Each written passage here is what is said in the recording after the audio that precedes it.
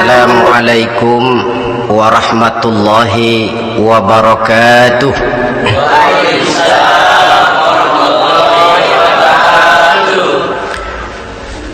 Alhamdulillahi rabbil alamin, wassalatu wassalamu ala ashrafil anbiya'i wal mursalin, sayyidina wa maulana Muhammadin wa ala alihi wa ashabihil mujahidin at-tahirin, amma ba'd. Saudara hadirin kaum muslimin rahimakumullah.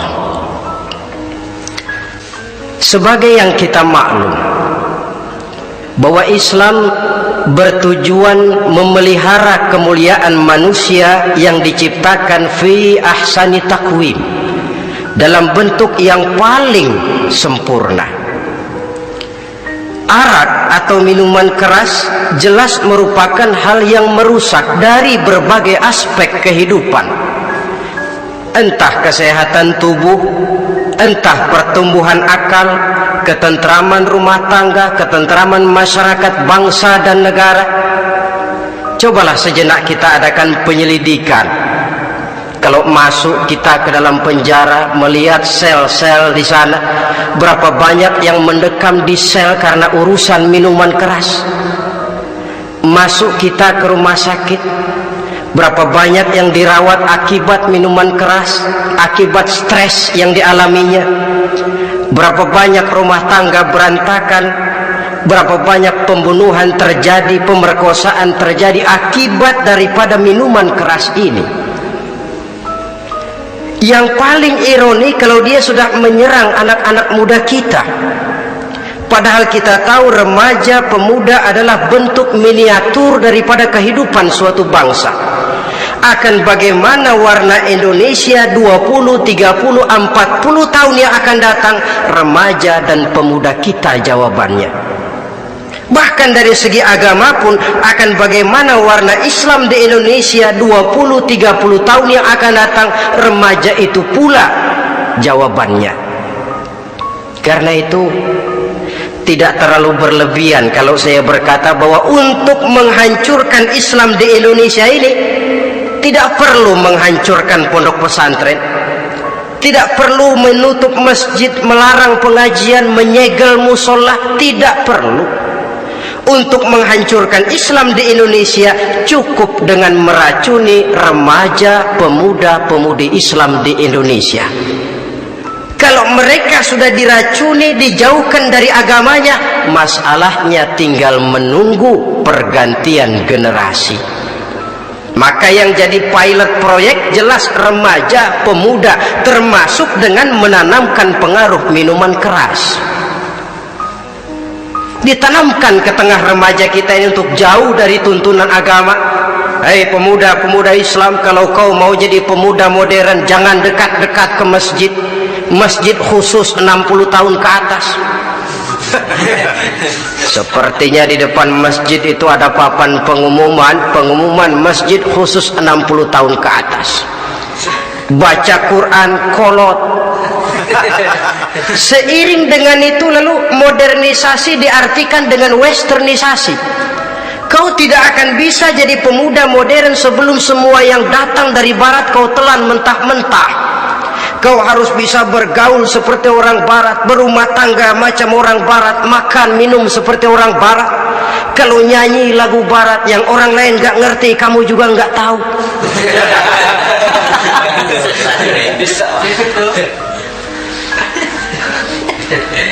Anutlah itu free love yang pada gilirannya akan mengarah kepada free sex alias samenleven. Isaplah itu ganja, morfin, narkotik. Jikalau sudah terlena kita dengan itu, maka kehancuran suatu bangsa sesungguhnya sudah dimulai. Penyakit minuman keras ini bukan cuma penyakit zaman ini. Masyarakat yang dihadapi oleh Rasulullah Sallallahu Alaihi Wasallam 14 abad yang lalu juga masyarakat yang kemaruk dengan minuman keras. Arab jahiliyah kalau sudah minum arak mabuk, tidak cuma minum, dia mandi pakai arak. Sistem pendidikan yang disampaikan Islam bijaksana. Mula-mula diberikan gambaran bahwa arak itu walaupun ada manfaatnya tapi ada bahayanya, dan bahayanya jauh lebih besar daripada manfaatnya. Tahap kedua diberikan pesan jangan mendekati sholat dalam keadaan mabuk. Padahal sholat 1 hari 1 malam 5 kali, artinya makin jauh saja dia dari arak itu. Pada saat kondisi iman sudah memungkinkan, barulah turun vonis bahwa arak itu najis, perbuatan setan, jauhi. Yang ironi yang saya katakan tadi, racun mereknya madu. Kadang-kadang kita dibuai dengan iklan yang tidak mendidik. Saya pernah lihat ada iklan misalnya, Anda ingin modern, majulah bersama minuman ini. Atau minuman ini lambang pergaulan dunia yang maju. Modern diukur dari minuman. Yang jadi korban akhirnya remaja dan pemuda-pemudi kita. Saya teringat satu analisa dari Rasulullah sallallahu alaihi wasallam. Beliau bersabda, "Inna min asyratis sa'ah." Sesungguhnya di antara tanda-tanda kiamat. Apa kiamat itu? Dalam arti yang umum, kiamat itu saat dimana alam ini hancur, bumi gempa, air laut tumpah ke darat, gunung meletus, planet-planet bertabrakan, lalu semua yang bernama hidup mati. Itu kiamat beneran. Saya nggak mau cerita kiamat beneran, sebab saya sendiri nggak kepengen ngalamin. Yang sering kita ngalami ini kiamat kecil-kecilan, kiamat mini. Apa kiamat mini itu? Hancurnya sendi-sendi kehidupan sosial. Maksiat merajalela, munkarat menjadi-jadi. Yang ma'ruf dianggap munkar, yang munkar malah menjadi ma'ruf. Yang salah disanjung-sanjung, yang benar dicaci maki. Tuntunan dianggap tontonan, tontonan malah jadi tuntunan. Kan kiamat kalau sudah begitu. Penjungkiran nilai.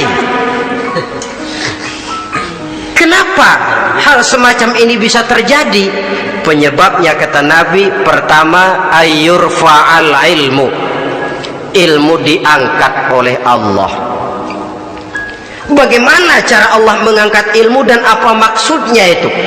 Allah mengangkat ilmu itu, saudara, caranya pertama dengan mewafatkan ulama. Makin banyak ulama wafat, makin banyak ilmu ditarik. Yang kedua, kurangnya minat orang untuk belajar agama. Kalau sudah klop macam itu, artinya agama sudah disudutkan ke pojok-pojok kehidupan. Agama cuma sekedar tinggal dekorasi. Agama cuma seminar, cuma kongres, cuma muktamar. Tapi bahwa agama merupakan realita dalam kehidupan, itu tidak pernah terwujud.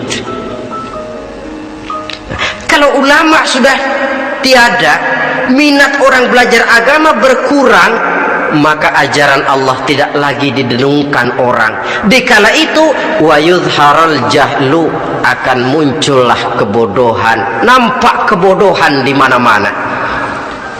Muncul permissive society, masyarakat yang merasa boleh hidup dengan kaidah serba boleh. Tidak ada halal, tidak ada haram. Tidak ada hak, tidak ada batil, semuanya serba boleh. Kalau sudah begitu kondisi masyarakat, terjadilah apa yang dianalisa oleh Nabi. Dikala itu wayab suazina, zina dikerjakan berterang-terangan. Orang sudah tidak punya malu. Hidupnya sudah pakai prinsip punya kuping, kuping kebo. Punya muka, muka tembok. Punya kulit, kulit badak. Kalau juga dikasih tahu, malu dong kau tinggal serumah belum nikah. Malu sama siapa? Masyarakat. Allah, masyarakat cuek aja. Cuek aja.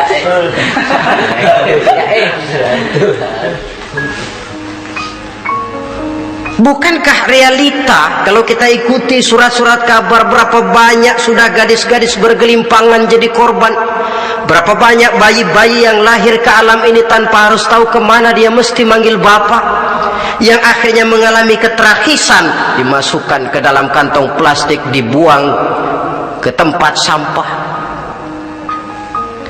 Kalau itu sudah terwujud, muncul efek negatif yang kedua, wa yushrabal khamr, arak, minuman keras jadi kebanggaan.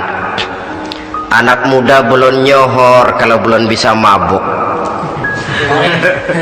Yang nggak mabuk dianggap kolot, kampungan loh. Bikin malu, baru kena segelas saja udah miring, cengeng. Temen kita hebat sampai nyungsep di got. Yang nyungsep hebat. Ya, kalau cuma yang hancur kehidupan pribadi. Tapi kalau sudah menyangkut masa depan, yang berarti masa depan suatu generasi adalah merupakan masa depan daripada suatu bangsa. Begitu kerasnya Islam ini melarang minuman keras, sampai bukan cuma sekedar meminumnya saja yang diharamkan, tetapi juga dilarang mengimportnya, memproduksinya, membuka warung yang menjual minuman keras, atau bekerja di tempat penjualan minuman keras.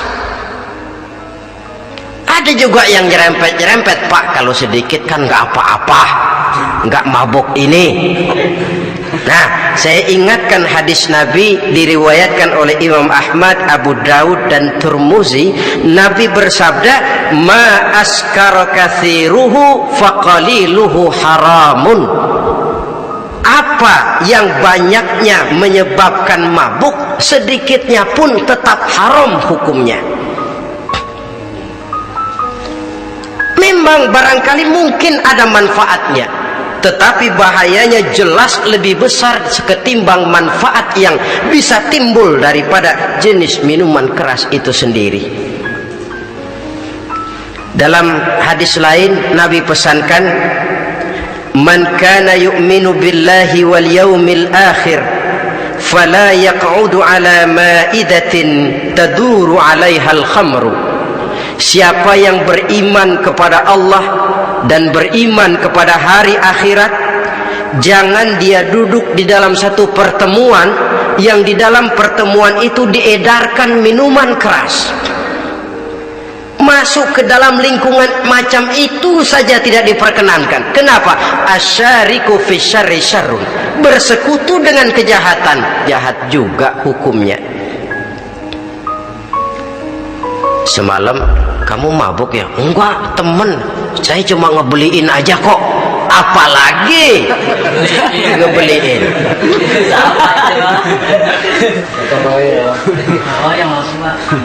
Sebab apa? Dalam keadaan mabuk, orang tidak lagi bisa berpikir secara logik. Daya kontrol hilang, artinya perbuatan sudah tidak terkontrol lagi. Yang pertama. Yang kedua, IQ tidak akan tumbuh dan berkembang secara normal seperti yang kita harapkan. Yang ketiga, harga diri akan runtuh, hancur di tengah masyarakat. Bayangkan kalau tengah malam kita digotong orang, diantar ke rumah kita. Dengan kondisi macam itu masih punya muka kita untuk tegak di tengah masyarakat. Masih punya harapan kita untuk tumbuh menjadi pemimpin, sementara orang terkenang, ini kan yang kemarin malam gua gotong, dia lagi mabuk. Harga diri, kepribadian. Jangan lupa saudara, kita hidup di tengah masyarakat. Masyarakat itu punya hukum yang tidak tertulis, tapi lebih kuat dan lebih kejam daripada hukum tertulis. Orang bilang, sekali arang tercoreng di dahi, seumur hidup orang akan tetap ingat. Makanya Rasulullah dalam hadis memberikan tamsil untuk adik-adik remaja muslim ini, masalul mu'min kamasalin nahli, perumpamaan orang yang beriman itu persis seperti tawon. Mentalitas orang mukmin persis tawon. Apa mentalitas tawon? Kalau kita ngaji bab tawon, kita renungi apa keistimewaan tawon. Saya lihat-lihat, ternyata tawon itu punya 4 keistimewaan. Pertama, tawon itu yang dihisap selalu saripati bunga, bagus makanannya. Belum pernah tawon keliru makan. Saya belum pernah dengar kok ada tawon makan tahu.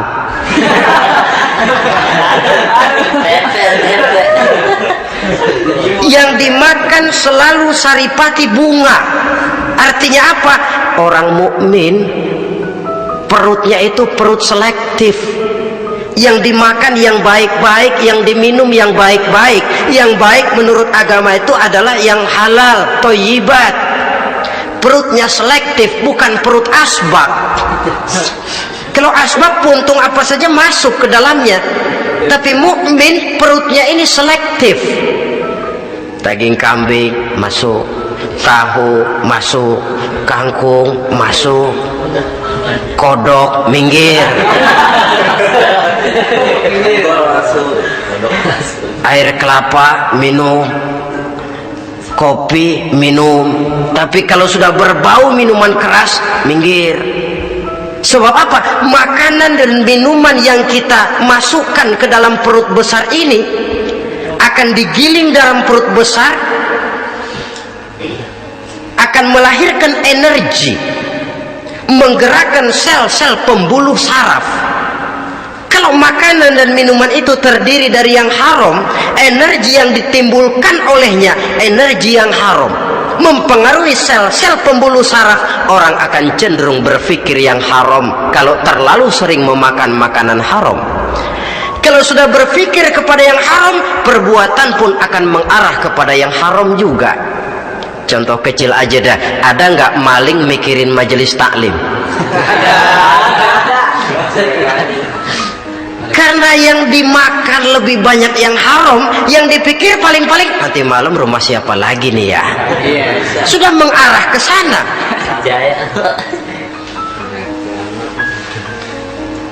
Saripati bunga yang dimakan tawon itu. Lalu tawon yang kedua saya lihat yang dikeluarkan selalu madu. Artinya apa? Orang mukmin itu kalau dia berkata, perkataannya mengenakan orang. Kalau dia berbuat, perbuatannya membawa manfaat bagi orang.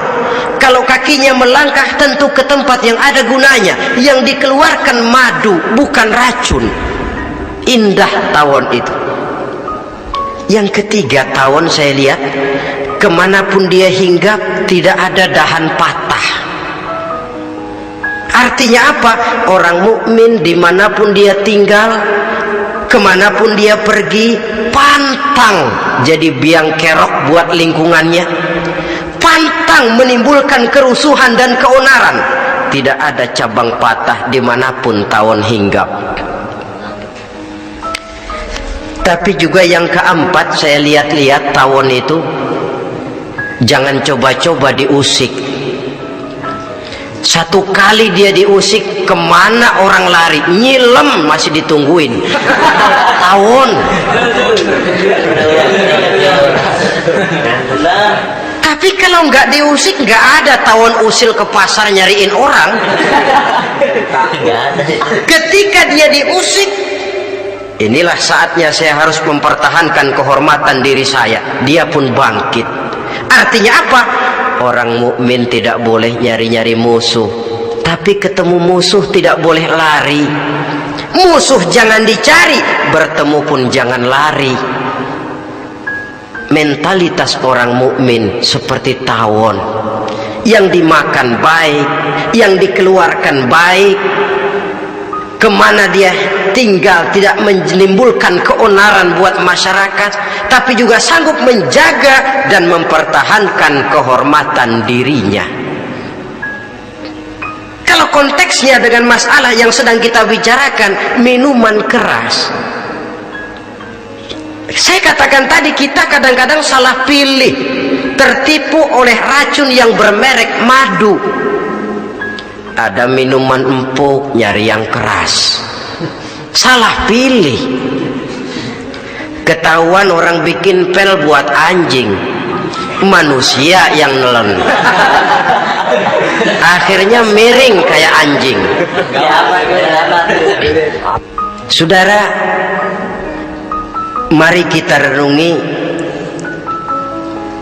An-Nisa ayat 140. Allah Subhanahu wa ta'ala mengingatkan, qad nazzala alaikum fil kitabi an idza sami'tum ayati llahi yukfaru biha wa yustahza'u biha fala taq'udu ma'ahum hatta yakhudu fi haditsin ghairi innakum idzam misluhum. Sungguh, kata Allah, telah diturunkan kitab Al-Quran ini kepada kamu,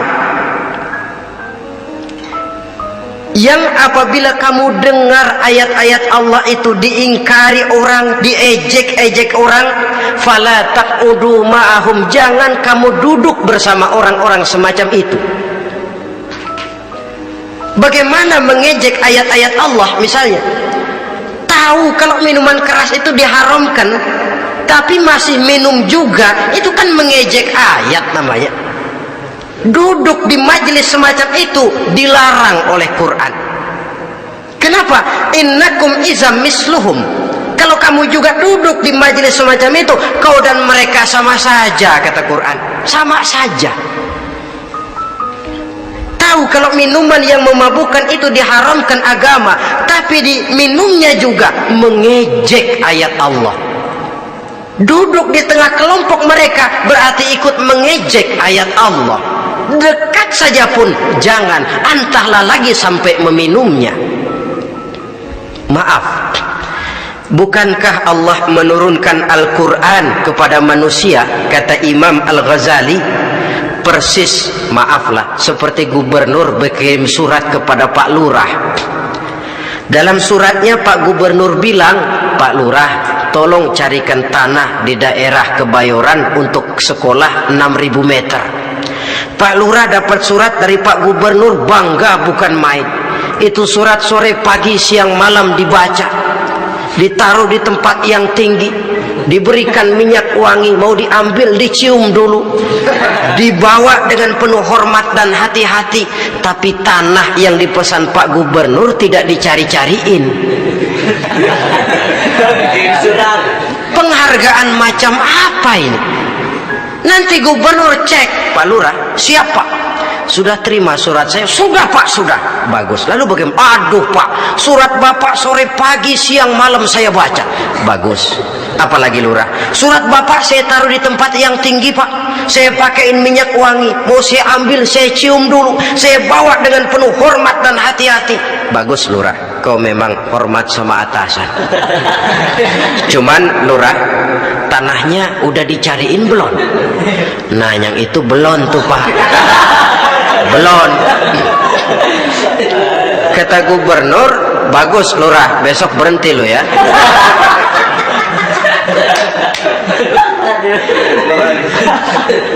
Membacanya memang penting, al-muta'abbad bitilawatihi, beribadah dari sebab membacanya. Tapi setelah kita baca, kita tahu isinya, what next? Mau apa kita dengan isinya itu? Jangan yang kita baca kita injak-injak. Itulah ironinya, bagaimana Quran itu mau membawa keberkahan dalam hidup ini, kalau yang kita baca sering kita injak-injak. Dalam kehidupan kita baca ayat wa ahallallahul bai'a wa harramar riba, Allah halalkan jual beli, Allah haramkan riba, tapi renten ditelan terus.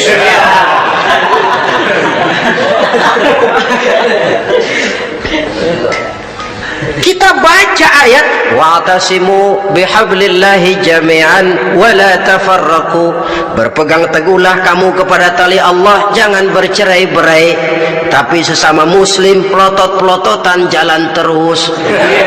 Janganlah yang sesama muslim kadang-kadang yang mengklaim dirinya sebagai pemimpin Islam kelihatannya juga sikut-sikutan jalan terus.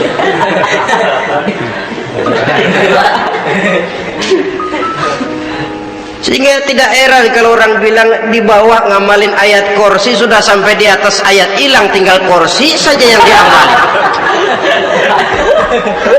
Ironi dan menyedihkan. Perjalanan panjang memang saatnya kita menunggal dengan Al-Quran ini, tetapi prosesnya memang harus kita mulai dari sekarang. Perkara kapan proses ini selesai itu bukan masalah kita, tapi bahwa kita sudah memulai suatu proses, itulah yang diharapkan. Hadirin yang saya hormati, oleh karena kerasnya peringatan Islam terhadap minuman keras, pernah satu hari seorang lapor kepada Khalifah Umar bin Abdul Aziz bahwa ada sekelompok orang berkumpul meminum minuman keras. Kata Khalifah Umar bin Abdul Aziz, dera mereka, hukum cepat. Ya Khalifah, kenapa? Di tengah mereka ada juga orang yang Ramadan biasa puasa. Begitu? Iya, yang biasa puasa duluan hukum. Kenapa? Mengerti memang lebih besar resikonya daripada tidak mengerti. Kalau yang tidak mengerti dilatar belakangi oleh kebodohan, barangkali masih bisa ditolerir, masih bisa dimaklumi. Ini toh sudah tahu mau puasa, kenapa berkumpul di majelis yang ada minuman keras? Tapi memang kelompok ini kan memang selalu ada. Kita lihat dalam masyarakat itu kan ada 4 kelas itu. Pertama, ada orang yang tahu perintah dan tahu larangan. Ini the first class, kelompok terbaik. Perintah tahu dia kerjakan, larangan tahu dia jauhi. Ini orang terbaik. Yang kedua, ada orang tahu perintah tapi tidak tahu larangan. Perintah tahu, larangan tidak tahu. Sholat mau, puasa mau, zakat fitrah bayar, nyolong mau, mabuk ayo. Perintah tahu tapi larangan tidak tahu, akhirnya semua dikerjain. Barangkali yang rada bingung malaikat bagaimana nyatatnya ini, kotor absen. Gelas yang ada di hadapan saya ini, kalau semua diisi air putih macam ini, kan jelas bisa diminum orang. Kalau semua diisi bensin, jelas bisa diminum motor. Tapi kalau separuh diisi air putih, separuh diisi bensin, kacau. Kalau gelas yang ada di hadapan saya ini sepenuhnya diisi air putih, jelas bisa diminum orang. Kalau sepenuhnya diisi bensin, juga jelas bisa diminum motor. Yang repot kalau separuh diisi air putih, separuh diisi bensin, kacau statusnya. Orang minum mabuk, motor minum pun mogok. Dijual juga tidak laku barang campuran. Inilah makna pernyataan Allah, wala talbisul haqqa bil batil. Jangan kamu campur adukan antara yang hak dan yang batil. Perintah dikerjakan, larangan pun dikerjakan juga. Kelompok ketiga, ada pula manusia yang tahu larangan tapi tidak tahu perintah. Larangan tahu tapi perintah tidak tahu. Jahat sama tetangga tidak, mencuri tidak, mabuk tidak, zina tidak, sholat tidak, puasa tidak, polos, semua serba tidak. Dan yang terakhir, kelompok keempat, perintah tidak tahu, larangan pun tidak tahu. Ini masuk kelompok makhluk gratis. Misalnya kambing, ayam, kerbau, itu kan makhluk-makhluk yang memang perintah tidak tahu, walaupun larangan juga tidak tahu. Nah, dalam hubungannya dengan ini, saya mengajak, marilah kita berusaha sekuat mungkin menjauhkan diri dari minuman keras yang jelas bahayanya dengan hidup tidak jauh dari bimbingan agama. Hadirin kaum muslimin rahimakumullah. Kawan seiring dan sejalan dari minuman keras, judi namanya. Saudara kembar barangkali. Yang satu sering menimbulkan yang lain, tetapi bukan tak jarang keduanya berjalan berdampingan.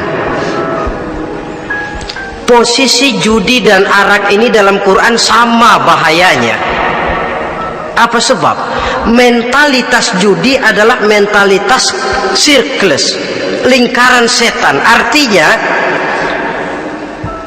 yang menang biasanya ketagihan, yang kalah biasanya penasaran. Ini yang menyebabkan orang tidak mau berhenti. Kalau dia menang, dia ingin mencoba untuk menang dalam jumlah yang jauh lebih besar lagi. Kalau dia kalah, dia penasaran, kenapa hari ini kalah? Barangkali sial, besok malam saya tebus. Mental semacam ini memang sulit untuk berhenti. Kenapa judi diharamkan dalam Islam? Pertama, seorang muslim di dalam berusaha mencari harta, dia harus mengikuti sunnatullah. Kata kita orang muslim, hukum alam kata orang sekarang, natural of law bahasa kerennya. Berusaha menurut hukum kausal, memasuki rumah dari pintunya, menunggu suatu akibat dari sebab yang kita lakukan, bahwa kalau begini mesti begitu. Karena kita memang terikat oleh permainan yang disebut hukum alam ini. Hidup bukan undian, jangan mengharap untung besar tanpa mau peras keringat. Satu pagi Khalifah Umar bin Khattab radhiyallahu an masuk ke masjid. Beliau lihat ada orang sedang berdoa khusyuk betul. Ditunggunya 2 menit, 3 menit, sampai 10 menit lebih belum juga selesai. Agak lama orang itu berdoa. Selesai berdoa, dihampiri orang itu oleh Sayyidina Umar. Beliau tanya, saudara, lagi apa? Tadi itu berdoa ya Khalifah. Minta kepada Allah? Tentu minta kepada Allah. Minta apa kamu? Minta rezeki. Sudah lama? Dari tadi habis sembahyang subuh. Dapat? Belum. Ya memang kata Sayyidina Umar, inna sama la tumtiru zahaban wala fiddatan. Langit itu tidak mungkin akan menghujankan emas, tidak mungkin pula menghujankan perak. Jadi orang dilarang duduk bermalas-malas menunggu keajaiban yang datang dari langit. Karena memang hidup ini bukan undian. Jadi jangan mengharap untung besar tanpa mau peras keringat. Di dalam berusaha kita terikat oleh sunnatullah. Kalau begini sebab penyebabnya, akan begini akibat yang ditimbulkannya. Yang kedua, Islam menjadikan harta manusia itu sebagai benda berharga yang dilindungi. Mengambilnya dengan judi termasuk memakan harta orang lain dengan cara yang batil. Yang ketiga, judi itu sendiri dapat menimbulkan permusuhan dan pertentangan antara para pemain itu sendiri. Meskipun kelihatannya kompak duduk dalam satu meja yang saling berhadap-hadapan, yang kalah kelihatannya pasrah, tetapi kan itu cuma kulit permukaan. Batinnya bagaimanapun juga yang kalah itu tetap mendendam. Sedangkan yang kalah di samping mendendam juga mengomel, mencaci mungkin ya lawan bermainnya, ya mungkin juga dirinya sendiri. Dan yang keempat, judi itu merusak aktivitas hidup, membuat orang membuang waktu dengan tidak terasa, dan yang pada gilirannya melupakan orang kepada tanggung jawab. Wah, kalau sudah memegang kartu, konon kabarnya, saya sendiri alhamdulillah belum pernah, lupalah orang anak, lupalah orang kepada istri, lupalah orang kepada tanggung jawab. Waktu pun berlalu tanpa terasa. Apalagi kalau sudah diiming-iming oleh gambaran akan memperoleh keuntungan yang besar. Termasuk di dalam judi itu undian, apapun namanya. Yang usaha ke arah ini seharusnya tidak dipermudah, walaupun dengan embel-embel dana kemanusiaan, sumbangan sosial. Saya tidak begitu yakin, saudara, bahwa bangsa Indonesia ini sudah begitu menipis rasa kemanusiaannya sehingga untuk berlaku sosial mesti diimbangi dengan hadiah sekian juta rupiah. Saya tidak percaya bahwa umat Islam di Indonesia sudah begitu tipis rasa kasih sayangnya kepada sesama sehingga sulit mengeluarkan bantuan kalau tidak diimbangi dengan hadiah yang sekian puluh juta rupiah.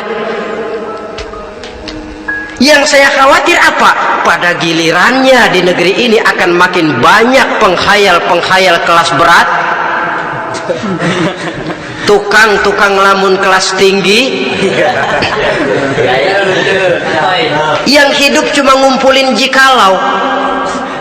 Jikalau, andai kata, umpama misalnya orang sudah kemana-mana, kita masih menghitung jikalau.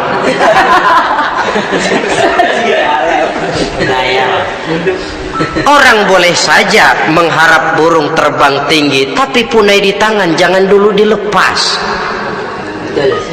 Artinya idealisme silahkan terbang setinggi langit, tapi kaki harus tetap berpijak di alam realita. Bahwa memang lebih baik makan singkong dalam kenyataan daripada makan roti tapi ngimpi.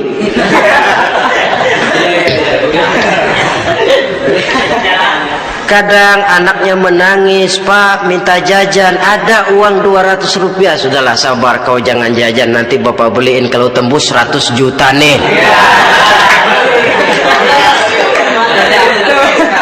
Akhirnya yang 100 juta tidak, anak pun kelaparan. Bukankah akan jadi masalah bagi semuanya? Belum lagi rasa sayang kepada harta yang sudah dia miliki, entah itu tanah, rumah, kendaraan. Kalau sudah kadangkala di meja judi, hilang rasa sayang kepada benda itu. Ada rumah-rumahnya dilelang, ada kendaraan-kendaraan jadi taruhan, ada jam tangan pun copot tanpa terasa. Maka berapa banyak rumah tangga berantakan, istri minta cerai, orang jadi nekat merampok, orang jadi nekat mencuri, korupsi kalau dia pejabat. Akibat apa ini? Pengaruh yang namanya judi. Saudara kaum muslimin, ma'asyiral muslimin rahimakumullah. Itu sebabnya di dalam surah Al-Maidah ayat 90 Allah menekankan, innamal khamru wal maisir wal ansab wal azlam rijsun min amali syaitan fajtanibuhu la'allakum tuflihun. Sesungguhnya arak, judi, berhala, mengundi nasib itu rijsun. Ya Allah, jarang benar Quran menggunakan kalimat rijsun. Rijsun ini sudah merupakan puncak kekotoran. Bapak moyangnya najis, itu rijsun. Najis bapak. Rijsun, kotor. Sudah kotor ditambah pula min amali syaitan, pekerjaan setan. Fajtanibuhu, jauhi. Jangan sampai main, dekat saja tidak boleh, jauhi. La'allakum tuflihun, jikalau kamu mau menjadi orang-orang yang beruntung. Sejarah tidak pernah mencatat ada orang jadi miliuner karena judi. Sejak David Rockefeller sampai Aristotle Onassis, orang-orang kaya top di dunia, mereka kaya bukan karena judi, Tapi karena kemauan peras keringat banting tulang, mau memulai sesuatu dari kenyataan yang real di depan mata. Sebab apa? Hidup ini memang perjuangan. Janganlah kita ingin hidup dengan satu prestasi, ingin tetap hidup seperti apa adanya sekarang ini saja, toh kita harus berjuang. Apalagi ingin hidup lebih baik, lebih terhormat, lebih mudah. Hidup perjuangan. Perjuangan berarti pengorbanan. Berani hidup artinya berani berjuang. Berani berjuang maksudnya rela berkorban. Takut berkorban, jangan berjuang. Tidak mau berjuang, berhenti hidup. Itu logika. Dan bagaimanapun saya yakin lebih baik berkorban daripada menjadi korban. Kalau sekarang kita berkorban, peras keringat, banting tulang, berusaha secara sunnatullah untuk menghidupi anak, istri, keluarga, pada satu saat kita tidak akan menjadi korban kebrutalan anak-anak kita sendiri kalau mereka dibesarkan dan tumbuh berkembang oleh hasil yang diperoleh dari meja judi. Ayat 91 Al-Maidah ini lebih memperkuat lagi. Kalau itu arak, judi, berhala, mengundi nasib adalah perbuatan setan, sebenarnya setan mau apa sih? Ayat 91 menegaskan, innama yuridu syaitanu ayyuqi'a bainakumul adawata wal baghdha'a fil khamri wal maisir. Yang dimaui setan itu tidak lain supaya dengan arak dan dengan judi timbul rasa permusuhan, sikap memusuhi, saling marah di antara kamu. Coba biasanya dalam meja judi sudah loyo, waktu juga sudah berlarut-larut, yang menang mau berhenti, apa yang kata yang kalah? Berhenti dah, gue wacok loh. Enak bener, gue lagi kalah, lo berhenti. Coba kira-kira kapan akan selesai permainan? Lagi. Akan timbul permusuhan, akan timbul rasa dendam, kesumat yang ditanamkan oleh setan. Karena memang baik arak, baik judi, baik berhala, baik mengundi nasib, itu semua permainan-permainan setan yang diberikan kepada kita untuk kita ikut andil bermain di dalamnya. Tatkala kita ikut terkena jerat setan, tertawalah mereka. Kenapa? Oh, makin banyak teman saya di neraka. Maaf, setan itu kan sudah tahu vonisnya. Ketika dulu dedengkotnya yang namanya iblis terusir dari surga, itu bikin semacam perjanjian dengan Allah. Tuhan, kenapa iblis? Gara-gara Adam saya terusir dari surga. Maka sejak saat ini Adam dan seluruh keturunannya adalah musuh bebuyutan saya. Saya akan gelincirkan mereka dari jalan. Silahkan iblis, goda mereka, tapi kau tidak akan mungkin bisa menggoda mereka kalau hamba-hambaku itu menjadi hamba yang ikhlas. Hanya hambaku yang ikhlas yang tidak mungkin kamu goda, yang lain barangkali bisa. Sejak saat itulah iblis memproklamirkan permusuhan, dan dia sudah tahu betul vonisnya neraka. Tugas dia sekarang bagaimana mengumpulkan teman sebanyak-banyaknya ke dalam neraka. Hamba Allah saja yang tidak tergelincir kepada minuman keras dan judi. Hamba Allah yang ikhlas itu bagaimana? Yang ikhlas menjadi hamba Allah dalam arti kata dan perbuatannya memang mencerminkan bahwa dia hamba Allah. Maaf, di zaman sekarang ini kan banyak orang cuma berkata saya hamba Allah mulutnya, tapi perbuatannya membuktikan dia hamba setan, hamba dunia, hamba harta, budak jabatan, budak nafsu, tidak sesuai antara ucapan dan perbuatan. Sebab itu kata-kata hamba Allah kalau keluar dari mulut manusia itu murah, soalnya ngaku siapapun bisa. Tapi diakui atau tidak, ini yang kita belum tahu. Ada juga orang berdalih, saya akan masang kalau dapat nanti mau nyumbang masjid. Barangkali aja kalau nyumbang masjid disoriin dikit sama Tuhan.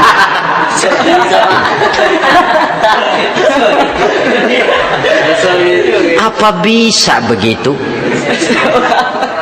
Saudara, kita tidak mungkin mencuci kain dengan air najis. Innallaha thayyibun, kata Nabi, la yaqbalu illa thayyiba. Allah itu baik dan hanya menerima yang baik. Bahwa dalam Islam tujuan yang baik harus dicapai dengan prosedur yang baik. Bahwa niat menyumbang masjid bagus, tapi hasil daripada judi atau undian tidak akan menyampaikan kita kepada tujuan itu. Tidak boleh mencuri kain walaupun niatnya untuk sholat. Kalau nyolong kain niatnya buat sembahyang, dimaafin kali. Walaupun sholatnya sah, mencuri kainnya tetap saja dosa. Islam tidak menghalalkan segala cara untuk mencapai suatu tujuan. Bahwa tujuan yang baik harus dicapai dengan cara yang baik juga. Dan penyakit judi ini juga bukan penyakit baru.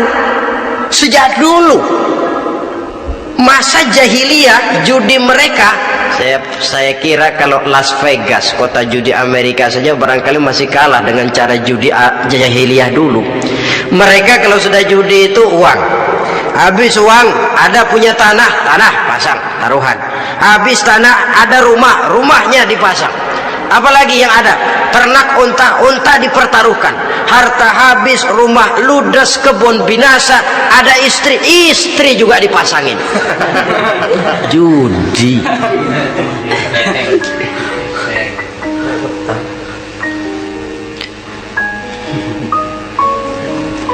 Kita sebagai muslim, oleh Al-Quran dijelaskan orang yang mempunyai dua tujuan hidup.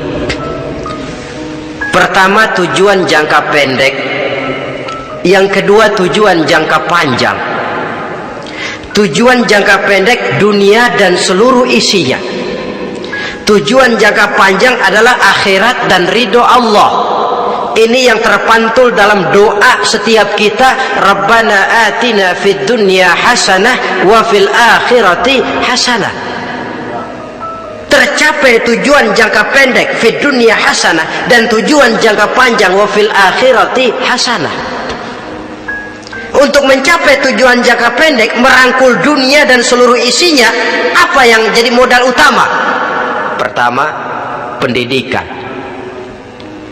Makin tinggi jenjang karier pendidikan yang kita tempuh, rasa-rasanya makin mudah menjangkau dunia dan isinya.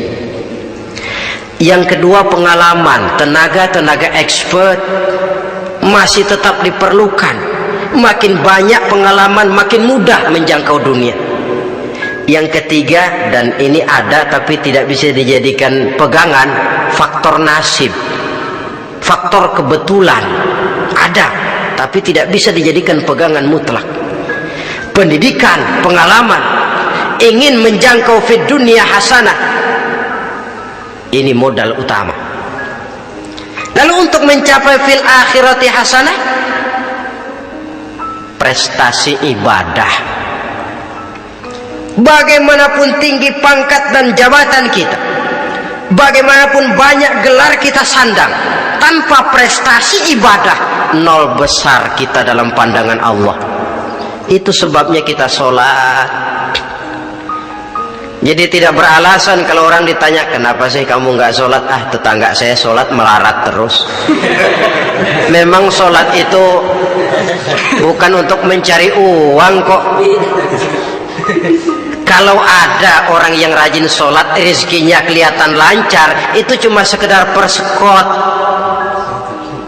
uang muka, cashnya tetap di akhirat nanti. Efeknya apa? Karena kita punya tujuan jangka panjang, mengharap ridho Allah di akhirat, cara kita mencapai tujuan jangka pendek dibatasi oleh pertanyaan, Allah ridho apa enggak? Kita cari uang, tapi pertanyaan pokok, Allah ridho enggak cara ini? Kita mengejar kedudukan, tapi Allah ridho enggak dengan cara ini? Ini yang menyebabkan kita lantas tidak lalu menghalalkan segala cara. Yang penting tujuan tercapai, cara apapun halal. PKI kan cuma PKI yang berprinsip asal tujuan tercapai, cara apapun halal. Dan kita sudah sepakat PKI dan seluruh ajarannya tidak berhak hidup di bumi Pancasila ini. Cuma jangan sekedar PKI-nya dikutuk tapi ajarannya dipakai. Nikmat.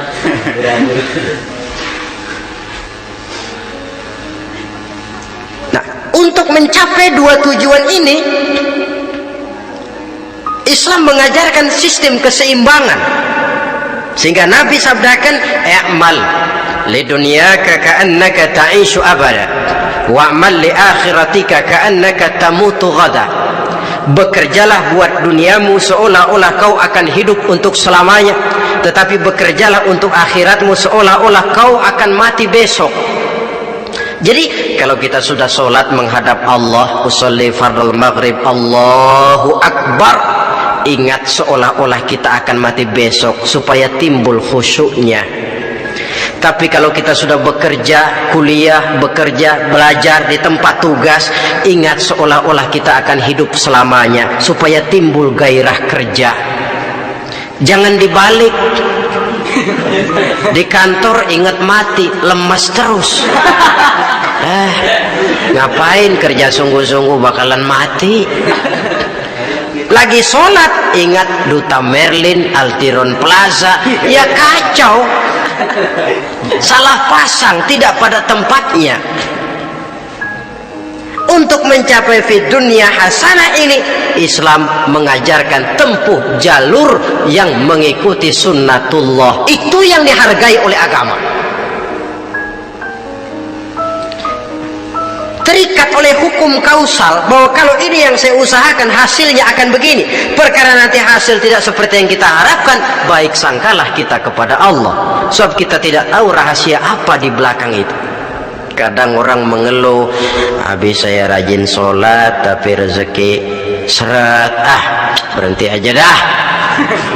Kita tidak tahu rahasia di belakang itu. Pernah hadirin, satu hari seorang petani, dia selesai bekerja di ladang, istirahat.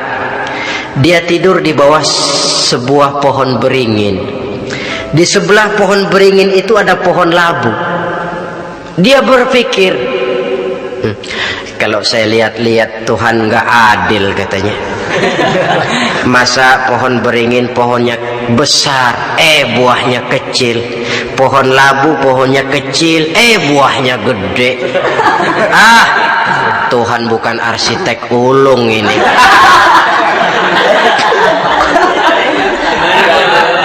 Mestinya supaya enak dilihat, beringin yang pohonnya besar buahnya sebesar buah labu.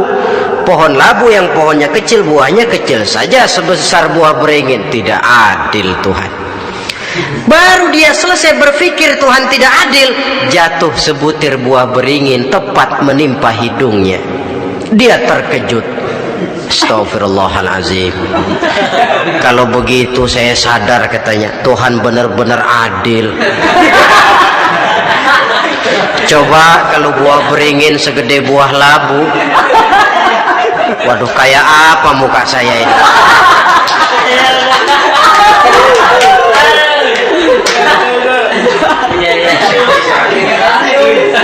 Baru terbuka pandangan matanya setelah berhadapan dengan kenyataan.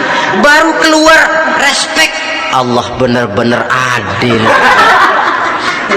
Padahal semenit yang lalu dia masih berkata, Tuhan bukan arsitek ulung. Tapi semenit kemudian setelah berhadapan dengan kenyataan yang real dia hadapi, wah Allah benar-benar adil.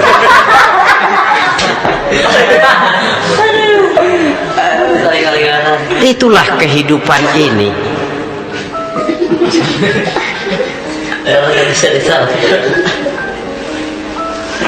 Saudara hadirin yang saya hormati, karena itu baik arak baik judi dua-duanya merupakan bahaya laten yang tidak hanya mengancam kehidupan agama tetapi juga masyarakat, bangsa dan negara, apalagi kalau sudah jatuh kepada generasi penerus. Dan yang bagaimanapun juga saya berpikir sebenarnya remaja, pemuda, pemudi kita cuma korban dari suatu sistem.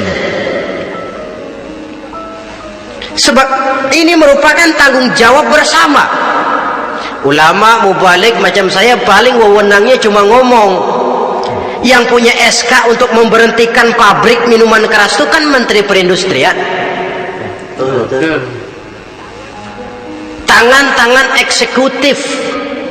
Sehingga kalau Nabi katakan man ra'a minkum munkaran falyughayyir biyadihi wa illam yastati' fa bilisanihi wa illam yastati' fa biqalbihi.